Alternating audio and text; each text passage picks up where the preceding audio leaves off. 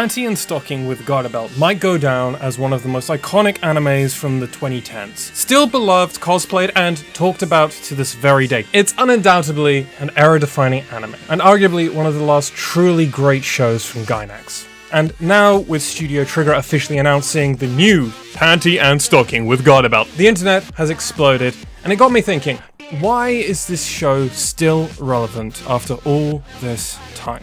And after a 15-year cliffhanger, does it truly deserve a sequel?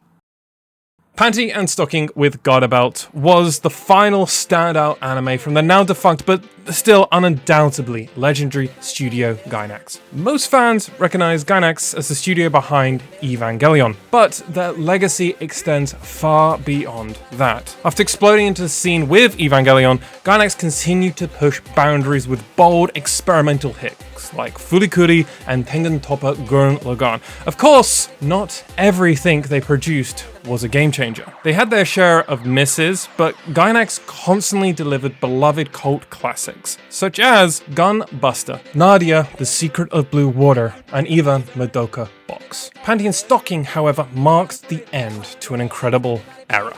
Around the mid-2000s, Gainax were experiencing an identity crisis. Hideki Aino, Evangelion's creator, officially left to form Studio Kara in 2006, so he could work on the rebuild of Evangelion films, and a bunch of veteran staff followed him.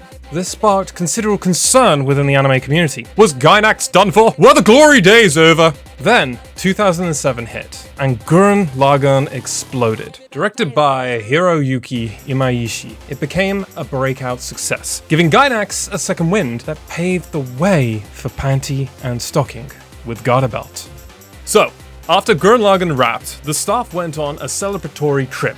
Picture this, a bunch of animators, probably a few drinks in, yelling, "What if angels fought devils and turned into weapons?" Hiromi Wakabayashi recalls visiting Pixar and chatting with Grant Alexander, and he said, "A few years ago, I, along with other Gainax staff at an American convention, were watching an American TV animation drawn together. We couldn't believe they were showing such explicit things on TV. I thought, why don't we do that?" Panty and Stocking with Garterbelt dropped during a wild transition era for animation. In the West, animation was getting bolder, and in Japan, studios were still split on how to move forward with the digital tools. Take 2009's Redline as an example. It took 7 years and over 100,000 hand-drawn frames. That film was a love letter to the analog craft, just as the industry was shifting fully towards digital productions. Styles varied like crazy. From the early 2000s to 2010s,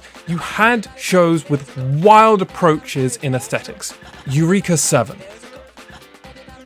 Mushishi, Ergo Proxy, Black Lagoon, and Welcome to the NHK. Panty and Stocking slid right into the end of that experimental wave. But that's all great, Alex. What is the actual show all about? The Yanaki sisters, Panty and Stocking, have been kicked out of heaven for, let's say, serious behavioral issues. Under the guidance of their not very holy priest Garterbelt, they're tasked with earning their way back by defeating ghosts in Bazaar in this hyper-stylized Dayton city. Their weapons of choice? Well, of course it's their own underwear. Panty turns hers into a gun, Stocking transforms hers into dual katanas. They're joined by Chuck, a bizarre, dog-like sidekick portraying chaotic cartoon mascots from the classic American animation. Think Gur from Invader Zim. Then there's Brief, the awkward but earnest human, who often serves as the straight man amidst this chaotic, slowly becoming someone the sisters sort of rely upon. Though there's an overarching goal of getting back to heaven, most of the episodes are far more about the sinful hijinks, sex, sweets, slapstick, and stylish ghost slaying. Each episode feels more like a chaotic short with bold animation shifts and parodies galore. The final episode, which, spoiler warnings for a 15-year-old show, Stocking is suddenly revealed to be a demon all along. She slices Panty into cubes, with the only way to save Panty is for Brief and Chuck to go into the demon base. No build-up, barely an explanation, just pure absurd cliffhanger energy. Portraying those American cartoons that will have random endings that will get you to come back to the same time, to the same place. A second season never came. For years, fans were left hanging in some ironic way that's almost a parody in and of itself. But frankly, my favorite part about Panty and Stocking with Garterbelt is that the show itself oozes personality, unapologetically itself. Sometimes it looks cheap, leaning into low-budget gags and jittery movements, and then suddenly gorgeous, fluid animation. Or then live-action, actual model explosions, showcasing that there really is a method to the madness. The sheer reach of visual references could be a video in and of itself, of Western cartoons, anime tropes, pop culture. Truly nothing is off the table. The character designs as well in and of themselves are not only iconic, but a striking distinction from much of anime.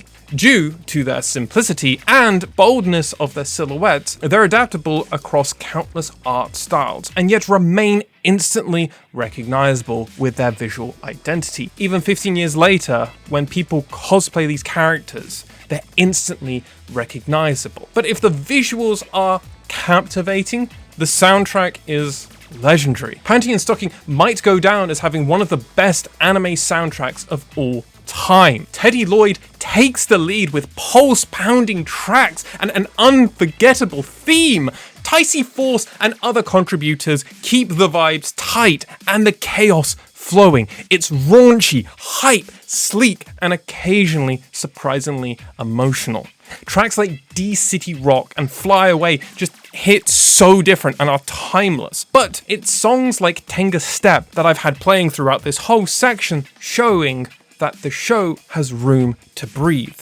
It's not all sex jokes and explosions. There's a rhythm, a mood, and even a stillness beneath the madness.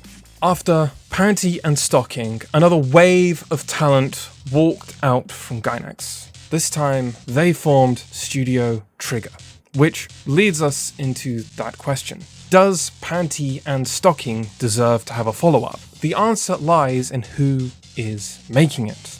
What was a young bunch of animators and creatives using Panty and Stocking with Garterbelt for? After years of working on a franchise, Panty and Stocking was the creative pressure valve release. The only studio in the world that would have the right, no, the claim to perform a sequel, a reboot, whatever we're calling this, would be Studio Trigger. Right off the backs of winning the Crunchyroll Anime Awards in 2023 with Cyberpunk Edgerunners and the beloved Delicious in Dungeon, but also made the standout Kill la Kill, which used learnings of the American animation from Panty and Stocking to innovate. But along with countless more, of which I all adore, and in some respects, most of Studio Trigger's backlog probably deserve videos in and of themselves at some point. Trigger's return to Panty and Stocking with Garterbelt almost feels like a homecoming. This was that safe territory where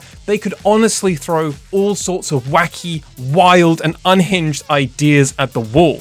See what they and the audience liked, break it, try it again, and from there, they could innovate into future projects. So does it deserve a follow-up? Well, we the audience were never the ones to make the call. It was always Trigger and the talent that left Gainax if they wanted to return to their original story and to give it a follow-up. And for this, I can't wait to see what they've cooked up. But are you a long-time Panty and Stocking fan? Are you going to watch it, despite maybe if you didn't watch it before? Or has any of this video even enticed you to go watch it? Because, by the way, you absolutely should. But my core advice for all of you is just don't take this show too seriously. It's a parody of the genre of anime and Western cartoons and the absurdity of it all, cranked up to 1,000. But with that all said, thank you so much for watching, and I'll see you all very, very soon.